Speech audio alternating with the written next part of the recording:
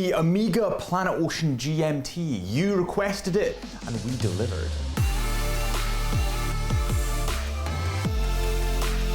The Amiga Planet Ocean GMT. You requested it and we delivered. Welcome back to Time on the Wrist at Chisholm Hunter. My name is Harrison and today we have the Amiga Planet Ocean GMT because you requested it. So thank you so much for requesting it. I've actually wanted to get this behind the lens for a while. We had the normal Planet Ocean because that was also requested. And this just gives me an excuse to request cool watches. So if you want us to review any watches in particular, drop them in the comments. Let's get hands-on with this piece. The first thing that you will notice about this Planet Ocean GMT is of course the Gmt Bezel, which is split into black and white.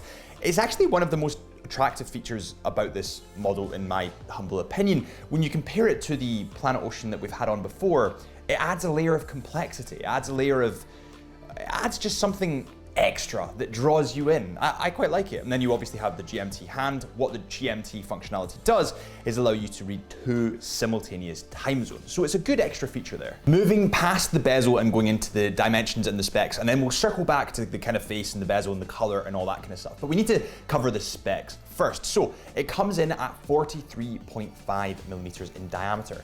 There is no doubt that this is a chunky watch, but the reason being is the water resistance. We'll come on to that in a second, but it is justified. The thickness comes in at, according to my measurements, 0.65.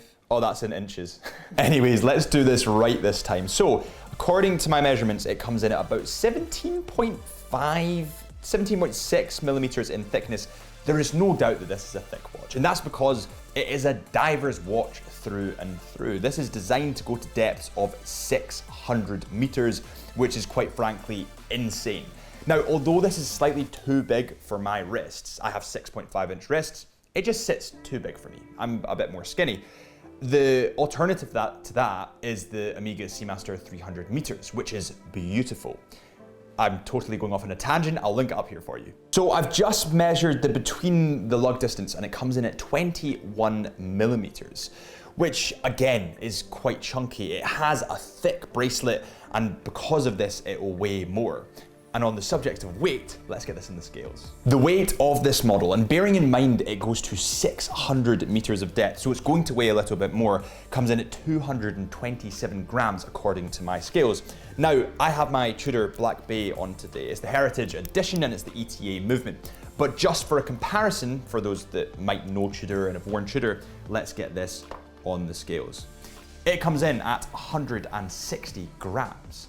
So you can see that this weighs a lot more due to that, well, firstly having more links, but also due to the fact that it goes to 600 meters. The case is made entirely from stainless steel, as well as the bracelet. So you can feel the weight and it feels cool to touch. Like it feels cool to touch. It's a weird thing, but it feels quality.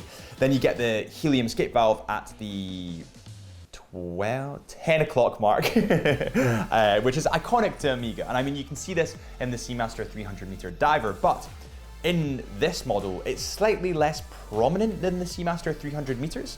Then you get the crown, which is also that little bit less prominent and doesn't really have crown guards, which is a funny one to me. Just being a sports or diving watch, I would expect it to have those crown guards. However, I do like the crown. It's a little more stubby and a little less prominent than other luxury sports watches that we've reviewed. And due to this, it doesn't dig into the wrist. And for those of you that watch the channel, I'm not a fan of things that dig into the wrist. Then we get to the bracelet. The bracelet is of course full stainless steel. It has a deployment clasp here and it also has micro extensions at the side so that it can go over your wetsuit or dry suit, or you can just size it precisely to your wrist. This is a funny one. And I'll tell you why it's a funny one. When you compare this to the Amiga Seamaster 300 meters bracelet, I actually prefer this. I think it's that little bit cooler, that little bit more classy, and that little bit less intrusive. It's a weird word that I've picked, but I think that it's a little less show-offy, if that makes any sense. Okay, so we've covered all the specs. Let's get back to the bezel and then into the dial, and then we'll cover the movement. The movement, by the way, is beautiful. But anyway, the bezel is actually bi-directional, so it clicks both ways. And oof, listen to that. Isn't that satisfying? It actually sounds different when you go to the right than to the left. You hear that? That's the right. That's the left. The teeth on the bezel are actually etched and almost squared off, and they feel really, really nice to turn. Don't worry, I won't be weird and turn it both ways again, but they don't dig into your fingers. They're not that prominent. They're quite squared off, so they feel good to turn. I don't know how else to say that. They feel really nice. The colors on the bezel, the white isn't a pure white. It's important to say this. It's almost an enamel white. It's quite similar to the Amiga Seamaster 300 meters, the white dial that I own myself. It's not pure white. It's almost like metallic-y white, and I really like it. The colors of the numerals obviously change from the white to the black as well, based on what color they're on, and contrast really, really nicely. The glass on this dial is actually sapphire crystal glass, and it has anti-reflective coating on both sides. It can go to water resistance of 600 meters, like I mentioned earlier, which is just absolutely mental. I want you to think of a stat or a fact that I've told you before. Blue whales have only been seen going to 500 meters. This can go to 600 meters, and look at the size of it. It's absolutely nuts. Will I ever dive to 600 meters? Probably not, but it can do it. I just want you to, for a second, imagine the pressure that you or this watch would be under at 600 meters. I mean, glass would shatter. I would implode. This thing can withstand it, which is nuts. So to me, although it's slightly too thick for my wrists, it is very much a tool watch, and it is justified. By the way, everybody, we have been overwhelmed with inquiries about our new watch box that is obviously featured on the channel. Just to make it very, very clear, this is just a sample at the moment. We are, as a team, the Chisholm Hunter team, are working very, very hard to get these in. There's a couple of changes that we want to make them perfect. Anyways, I have sidetracked massively. If you want to see them and get the first view, make sure you turn that bell on. On with the dial though. So the dial is a black lacquered dial, and it shines really, really nicely in the light.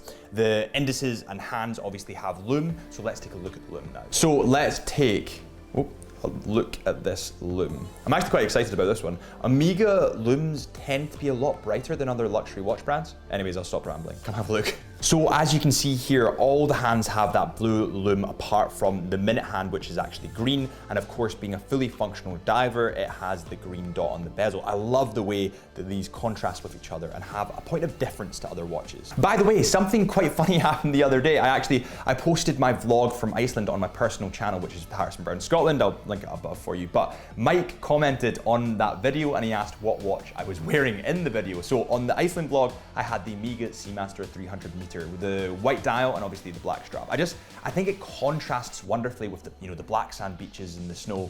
But if you guys want to check any of my outdoors adventure vlogs or cinematic videos, then check out my channel. And Mike, thank you very much. Anyways, on with the dial. So the 12 o'clock mark, the 6 o'clock mark, and the 9 o'clock mark obviously have the numbers. Now these are highly reflective and they play wonderfully with that black dial. The 3 o'clock obviously has the date window. You guys know what I'm going to say. I'm not even going to say it, but I actually quite like how small the date window is. Obviously, I'd like it positioned at 6, but I like how minimal it looks. The dial is quite simplistic and it's not overcomplicated. Now, sometimes GMT models, they have really vibrant colors, but they can get that little bit too much, that little bit overcomplicated. I don't think this is. I think it remains classy and remains Amiga without overdoing it. Also, I saw the community post. I put up a poll asking you to vote for a 6 o'clock date window or a 3 o'clock date window, and I'm so glad that most of you made the right decision with the 6 o'clock date window. It's just wonderful to see. The dial obviously features 4 hand. It has the second hand, hour hand, minute hand, and GMT hand. The GMT obviously reads the 2 simultaneous time zones, or it reads another time zone rather. So that's the 4 hands. They're highly polished. They obviously include Loom, and at the end of the second hand, hour hand, and well, actually all of the hands, they have arrows. Now, obviously the hour hand and the minute hand are bigger arrows comparison to the second and the GMT, but I love the fact that they're all different. There's been real time taken over the design. They're not all the same kind of shape. They're all different arrows, which I quite like. The text above the 6 o'clock mark has all your specifications, that's the right word. So it has all your specifications. It has coaxial master chronometer, 600 meter water resistance, which is actually 2,000 feet.